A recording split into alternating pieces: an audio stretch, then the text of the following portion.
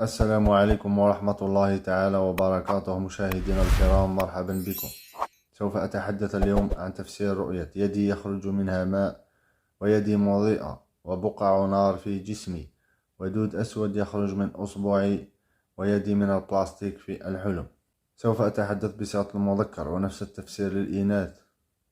رؤية يدك يخرج منها ماء في الحلم تفسر على حال سيء وحزن ستكون فيه بسبب ظروف سيئة أو بسبب مرض.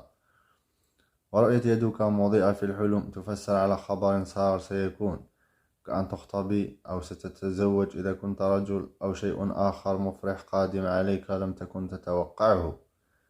وإذا كنت تنتظر نجاحا ما في مجال ما فسوف تنجح. ورؤية بقع نار في جسمك في الحلم تفسر على أنك ستمرض بمرض ما.